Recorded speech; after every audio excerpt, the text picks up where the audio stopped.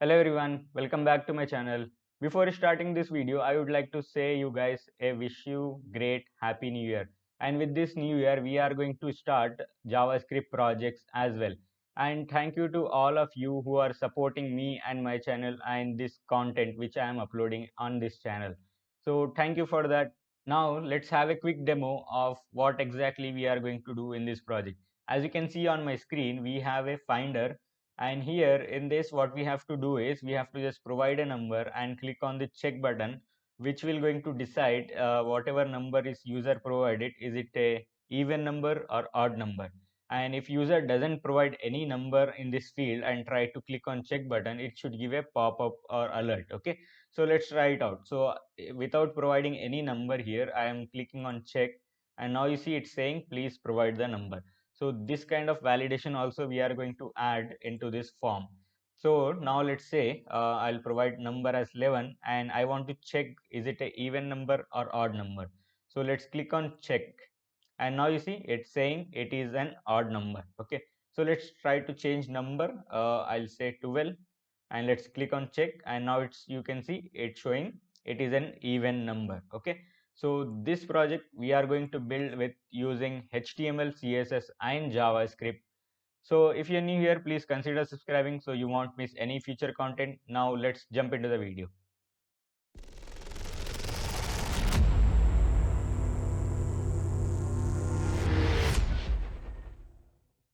Yes. So as you can see my on my screen, I have created one folder here calling it as even and odd number finder, and in that folder I have created three files. One is index.html, index.css and index.js. Okay, index.js. Now as we are going with the JavaScript, so that's why I have created a separate file, and this file we are going to externally link with HTML file as we do with the CSS same. Okay, uh, it is because we need to be sure like where exactly the code is, because if you know that in body section we are going to have our HTML plus script. Okay, so that might confuse sometime if we have very big code. So that's the reason I have separated it in a index.js file. Okay, so let's see what we have in the HTML structure. As we saw the demo, we have a card, and that we are going to design here. Okay, so let's have a div first, calling it as container, and inside the div I will be having one card. Okay, so let's have class as card, and in card we'll have a three sections. We know that first one is header, then content, and the actions in the sense we'll have a button and all things over there. Okay, so let me show you one shortcut here. Let's see. So what you have to write is div and multiply symbol and 3, so it will provide you the three divs. Okay, so you don't need to create multiple times. And now let's have this as card header, I'll say, and that I'll write span, and we are calling it as finder. Okay, then we have a class as card content, and in this we'll have three things. First thing, label, input, and the output. For output we will have the paragraph. Okay, so let's create label, and I'll say enter number. Okay, that makes sense. Then we'll have input and type. Okay, type is a very important thing now. Okay, because we need numbers only. Okay, so we need to make sure we are taking type as number, not text. If you take text as a number here, because we will going to get a number, user number, if user provide a and b or some characters like that, the code will going to mess up. Okay, so we have to make sure we need only number here, and that's it. And then we'll have a paragraph, and in this paragraph I'll say output, and that's it. Okay, and later on we're going to have output here dynamically from the JavaScript. Okay, and in the last div let's say card actions. Okay, and in this I will have only one button which will say check. That's it. Okay, so this is our HTML structure. We can see we have a container, and inside the container we'll have a card in the center, which we know, and in this card we'll have header, content, and actions. Okay, and we can see here for the header we have span, and for the content we have one label, one input tag, and one paragraph tag. Okay, let's have this as well. So I'll say ID here, and I'll say input user. Okay, and same thing we can provide here as fur. This is because once you click on the label, it should automatically focus the input as well. So that's the reason I have provided this fur for the label. Okay, and we have the paragraph, and for the button we have the check button. Okay, so now let's jump into the CSS part. Yes. So as you know, we have already created our HTML structure and we have our CSS file, just that we have to link it. Okay. We know that in order to link, we have a link tag and we have to say just relation. What is the relation between this? So we'll have style sheet, we can say, and we have href. So we can define where exactly our file is. So it's in root folder, that's why dot slash and index.css, that we know. And now let's open this. At least let's see before applying styles. We'll see how exactly the content looks like. So I'll open with the live server. I think you guys know that we have a live server as our extension. With that, we can do that. So let it load. So this is the one which we are going to use for running into the browser. Okay, and now let's go back and let's see. So now you can see this is how it is looking like finder, label, and output here, and the check button. Okay, and now you see if I click on this enter number, only the label, it will focus this thing. Okay, so this is how this will work. So now let's see how we are going to do the CSS. So the first thing, we know that we have to do margin 0 for the universal, or you can do for the body tag as well. Okay, and one more property is there. I'll have it here, but I'll explain once we go into the CSS of input tag. Okay, so I'll say box sizing border box. Okay, so it basically makes sure your padding and margin is applied correctly. Okay, so what happens is, like, sometimes you have a box and you are taking padding inside that box, and what will happen is it will apply for the left and top, not to the bottom and right side, but it will make sure that it should be boxed. Okay, so we'll see that again whenever we have the input. We are going to apply the CSS, and now you see we have no gap in between anywhere. Now we have to apply the color as we saw in the demo. Okay, so there is a one more cool thing which I have already, which I will give the link as well in the description or in the pin comment. So I have created one website which is like this. Okay, so it's like picketilias.netlify.app. Okay, so if you go there, what exactly you can do is you can provide any screenshot, you can upload an image and all, and you can get the color out of it. Okay, so now let's assume this is the image. Okay, I'll take a screenshot by Windows Shift S, and I will take a screenshot like this. Okay, I now I want this background color. Okay, basically.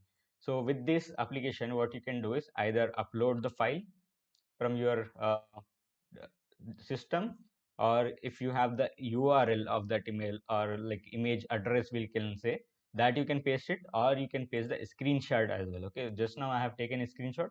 I'll paste it here and it will, like this, it will going to come. Okay, now you can see in the bottom color picker, if I click here, I'll going to get a picker here. Okay, now with this I'll going to get any color in that image. Okay, so this is a very useful website. If you want to use it, I'll give it in the description and also in the pin comment as well. Okay, so let's see what is the background color for this we are using. Now you can see this is the background color. Now let's use this for our this application. Okay, so now I'll say container, we'll have a parent class, and I'll say background color as this one. Okay, now let's see, is it applied? Yep, now you see here it is applied. Okay, but we want it to have it full screen. So for the full screen, we know what we have to do. We need to have height as 100 VH. Okay, now you see it's applied whole screen. Okay, now we know we have to take this card in a center. Okay, so for the center, what we can do is either we can apply display flex for the parent, which is in this case is the container, or we can use positions for the card directly. Okay, but we are going to use display flex only. So let's say for the parent, display flex, justify content center, and align atom as center. Okay, now let's go back and we got our card into the center. Okay, so now let's apply CSS for card. Okay, so let's copy the card CSS or the class name, and let's say width I want 350 pixel. Okay, and background we want as white color. Okay, now let's go back and let's see. Yeah, background color is applied. We need some box shadow. Okay, So let's say 10 pixel, 0 0, by the way, like it means you will going to get only behind this, okay, behind this card, okay, and 10 pixel is the blurriness, and I'll say RBGA. Okay, RBGA is nothing but color with the opacity. Okay, so I'll say black, but 0.4, and let's go back, and this is how it's looking. I'll just do 0.2, and it's looking nice now. Okay, and we need some padding inside this 10 pixel I'll going to use, and now we have the 10 pixel padding, and let's say border radius as well, 3 pixel. Yep, that's fine, that's fine. Okay, now let's jump into the header. Okay, yes. So you can see in the demo we have our header on this particular position. So first let's apply the coloring for this span, and coloring means the background and all, and then let's set it to over this here. Okay, so let's go back to the code, and I'll copy the header class, and let's have it here. And here what we can do is let's target to the span tag, I'll say. And yeah, now let's apply background color. Okay, so I'm going to apply linear gradient, so it should be background, and then we'll get the linear gradient.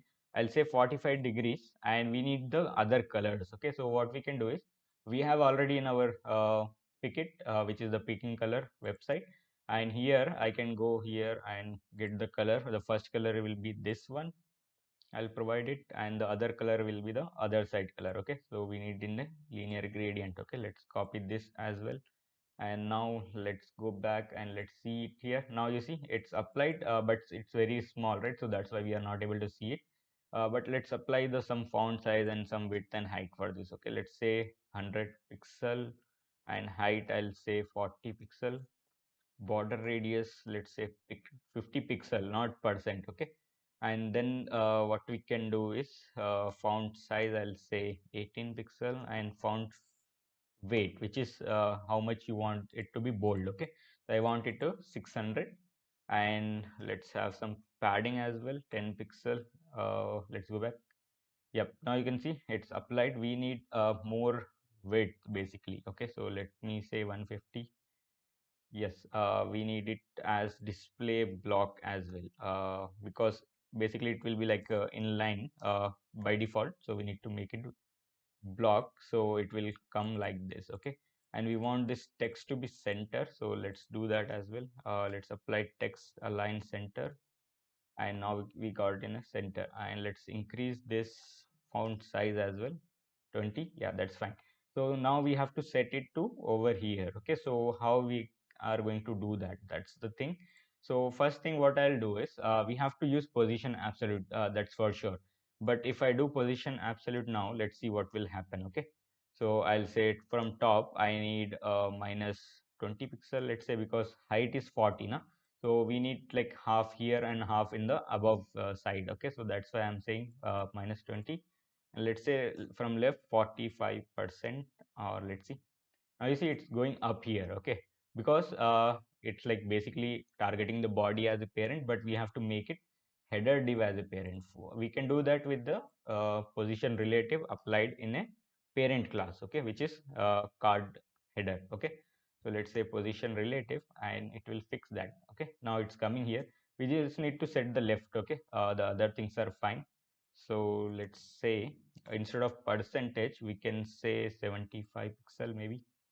Yeah, it's coming properly, just that we need some padding and all in the header. Okay, so what I'll do here is I'll say height here 40 pixels, so it will be having particular height, and it will not going to break it.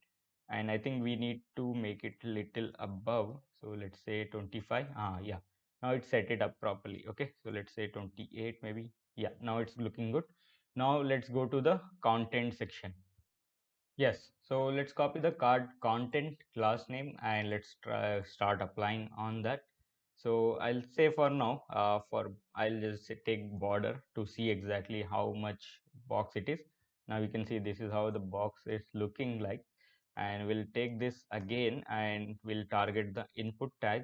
So I want the width as 100% for this, and let's say height as 35 pixel, and let's go back and let's check. Now you see this is coming like this.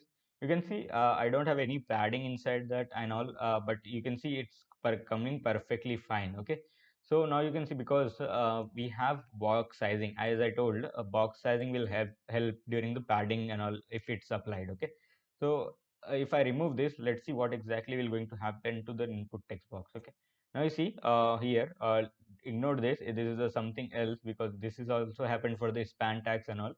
But you see here, the input tags, whenever I apply width as 100%, it is going outside of the box. Okay, so these kind of things, it will going to make sure that it will not going to happen. The padding and all, it will go perfectly. Okay, like a box. Okay, each side similar. Okay, in this case there is no padding and all, but there will be zero padding and all. But in this case, if I remove this, what will happen is some minus padding is coming, that's why it's going outside of that box. Okay, whenever I apply 100%.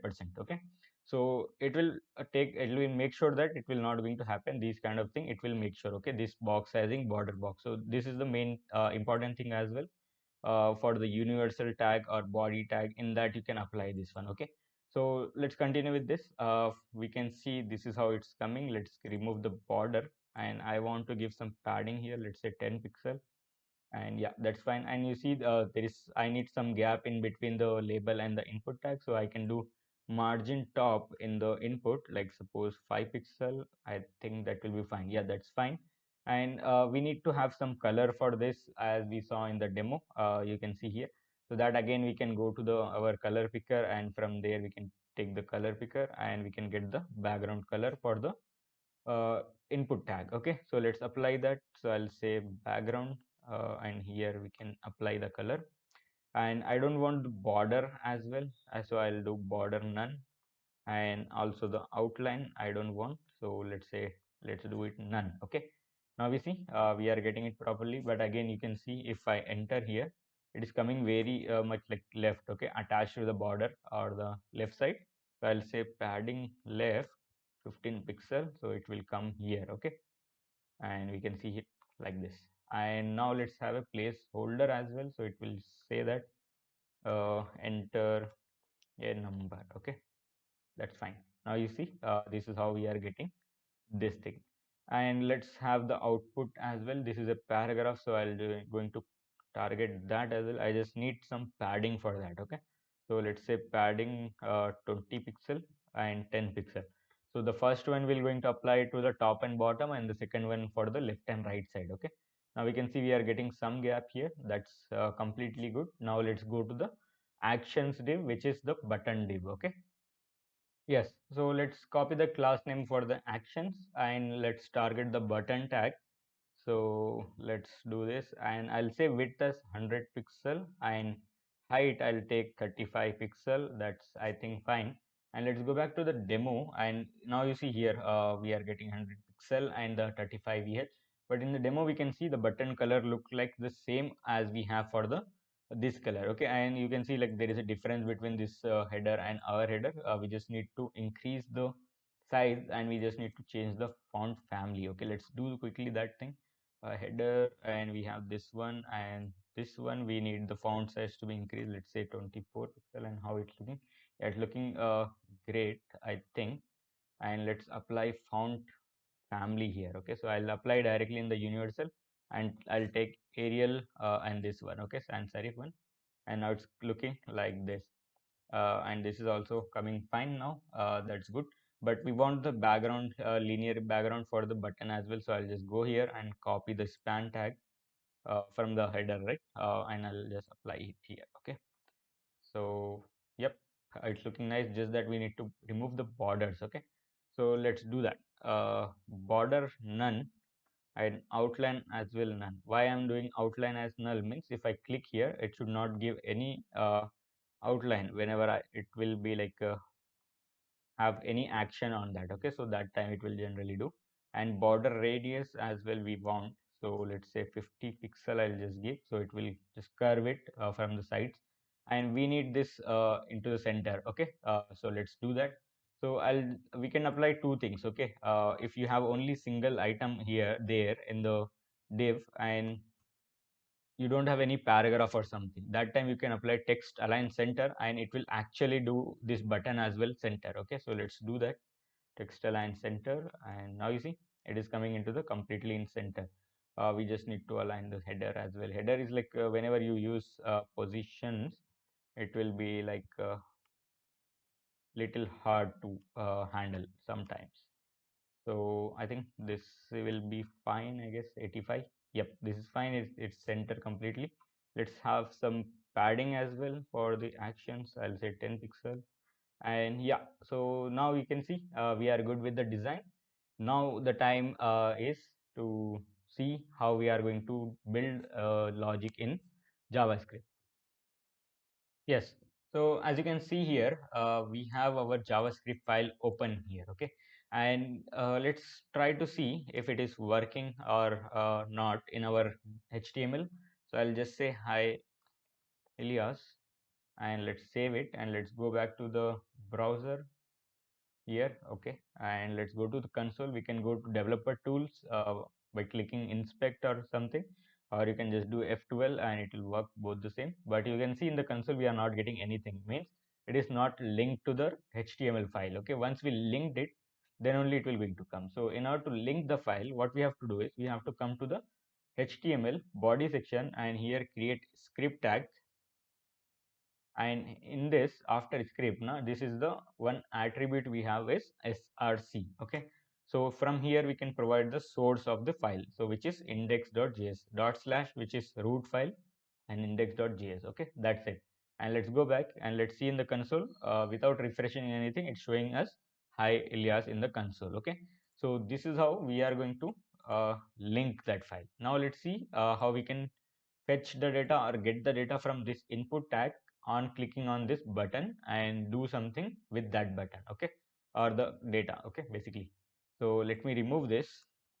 And in HTML we know that we have DOM object, which is like document object model, and every node we can have and we can access every node. Okay, so what exactly we are going to do is with the input ID. Okay, so here we have an input user as a ID.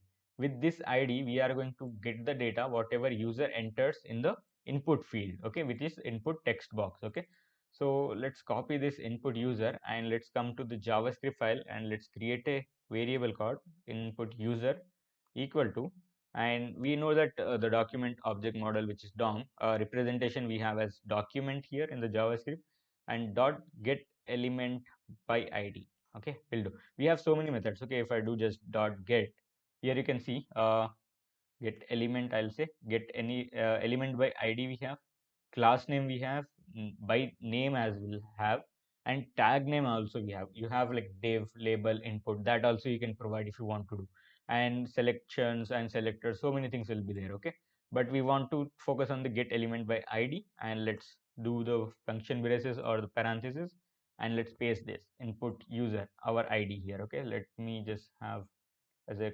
little big screen here. Okay, now we can see whole thing, and from this we are going to get the data once we click on this button. Okay, so let's create a function. Okay, let's create a function which will going to console the value of the user input. Okay, so function, I'll say then some, or like let's say like print. Okay, let's say print, and let's say here console.log, and user input I'll do dot value. Okay, because we need to fetch the value. Okay, so this is the print method, or let's say print user input. This is a big name, I know, but because print will, I think, I don't know, but if it's used somewhere else it will going to return something else. So that's why we are using only print user name input as a method or function name. Okay, now what we have to do is once you click on this button, we have to call this particular print user. Okay, for that what you can do is you can just copy that and come over here and provide a event here. Okay, so there are so many events. Okay, there are so many events, so everything will start on. Okay, and on click, on double click, on blur, on play, on the so many things. Okay, so you can see in here as well, if I write on, you can see on, about, blur, on, can play, change, click, double click, on, drag, so many methods will be there, but we are going to use on click method, and in future we are going to see most of the methods or the most of the events, I can say. Okay, on click, on double click, so kind of things. Okay, and let's have a equal to and the double quotes. Okay, in the double quotes you provide the method name or the function name and call it here only. Okay, so in order to call this particularly, the method should run. If you want to know like the function you want to run, you have to call it. Okay, doesn't mean it's like double quotes or and all. You have to call it, then only you can see this color is got changed. If I don't do that, it will be a normal string. Okay, but whenever I do function braces here, it is calling that particular method. Okay, so let's go back and let's try. I'll just open the console and let's enter some value. Okay, some random value, and let's click the button. Now you see in the console we got the output. We got the number whatever user entered here. Okay, so now as we are getting the number, now let's start building the logic for even and odd. Okay, yes.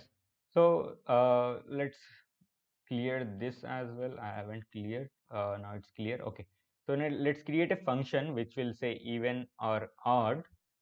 And in this function, what we are going to do is we are going to have that value, user input dot value, and we'll try to check if that thing is uh, even or odd. Okay, the number which user provides. Okay, so let's say if user input dot value modulus 2. Okay, so whenever we do modulus 2, which will going to return us reminder. Okay, so now if you see, if we divide or the like modulus 2 with 2, what exactly will happen is if there is a odd number which is 1 3 5 7, it will going to return us one value, and if it is even number, the reminder will be 0. Okay, so we just need to check of this output, this equation output is equal to 0 or not.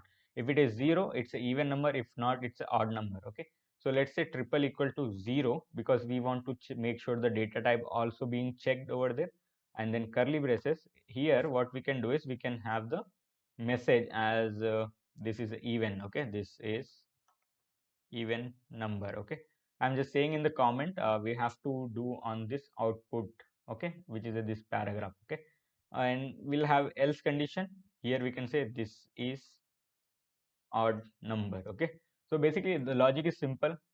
Whatever value you are getting, just divide or the modulus with 2. If the remainder is 0, it's a even number. If not, it's a odd number. Okay, so now the one more thing is remaining, which is we have to show the result over here. Okay, in this particular tag, how to show it. Okay, so let's create a bold tag. Okay, I want the result to be bold, and here we want to show the result. Okay, here in this result. Okay, but we are not going to provide anything directly from this tag. We are going to give this tag something from the JavaScript. Okay, but for that I'll create one ID here calling it as result. Okay, and for this as well, let's have a variable result equal to document dot get element by ID. We have to use that because we have their ID. Okay, and let's make it little bigger, and we have id as result.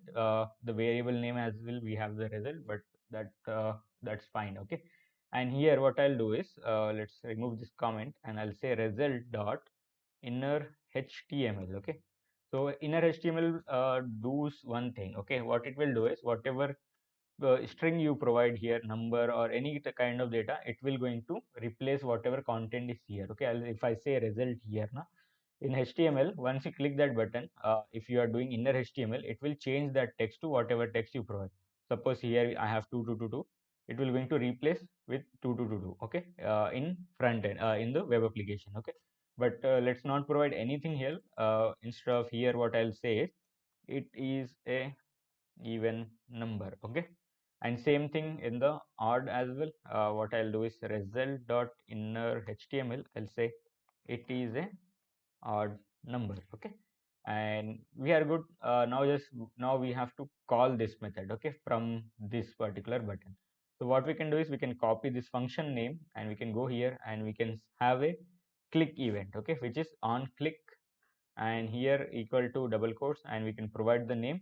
You have to make sure that you are calling this method. Okay, if you don't call, it will not going to run. Okay, so call this method in order to run that. Okay, so we are calling it as here even odd, which is a function name, and we are calling it. Now what it exactly do is whatever number you have provided in the input text box, it will going to take that number, uh, modulus with 2. If it is 0, it will say is it like it is even number, or else it will say it is odd number. Okay, so let's go to the browser and let's check that. Okay, so let's provide the number. Let's suppose 3 I'll provide, and let's click on this button. And now you can see our logic is working perfectly fine. It's saying it is an odd number. Let's say 2, and let's say run some random number. Okay, so let's see. Yeah, it's completely even number, and let's say 20, 20, 23. Yeah, it's a odd number. Okay, so the logic is working fine, but we have one validation as well. Okay, if I click here, check, it is saying it's a even number. Now, even though we have nothing here. Okay, so this kind of validation we have to do. If user providing nothing and trying to click on the check button, we should have to say that please provide the value. Let's see how we can do that here. Okay, so what I'll do here, in the function, I'll create one more if condition. Okay, so we know we can use like else if and all, but for these type of things we have to create separately if condition, and I'll say curly braces here, and in this what I'll say is user input dot value if it's triple equal to empty. Okay, basically if it should be it should not be empty. Okay, that time we have to set a alert. Okay, so let's say alert, and I'll say in the alert please provide the value. Okay, or number we can say.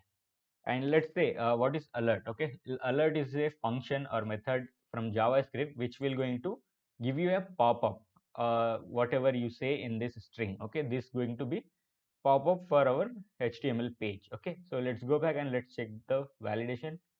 So let's refresh page and let's directly click on this check button. Now you see it's saying that please provide the number. Okay, so the logic is working fine. Let's click on OK, but you see it is still saying it is an even number.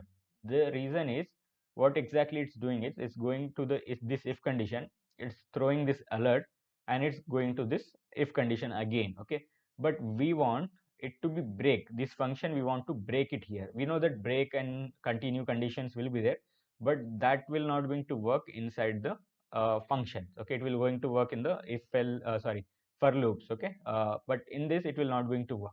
So what we have to do is we have to do return false. Okay, so once you do return false, it will going to break this particular method on this line only. It will not going to get this or check this particular if condition. Okay, so that's why we can provide return as false. Okay, so let's save it and let's go back and let's check it. Okay, so these are the very important things. Okay, if you want to break this particular thing, like right now it's very simple logic. Okay, but later on if you try to write a very much big logic and it's going into the next line, but you don't want to uh, it to go to the next line, that time you can just provide return false in a function and the function will be break over there only. Okay, so let's see how it's working. Okay, so let me refresh this and let's click on check, and now see please provide a number, and okay, and nothing is coming. Now it means it's breaking there only. Okay, we can check that as well. Okay, so let's go to console, nothing is there. What we can do is we can provide a few consoles here. Okay,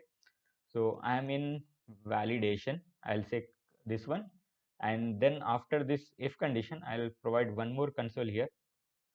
It is passed. Okay, so it is passed, I have said here. So let's see is it printing this one or not. Okay, so let me click on check. Now you see I am in validation. It's directly saying this. Let's click on OK, and you see nothing is coming. It means it breaking this function over here only. It's not going to the next line. That's why this is not coming. But let's provide some value here, 222. Let's click on check. I'll just clear the console as well so we can see what exactly we're going to print.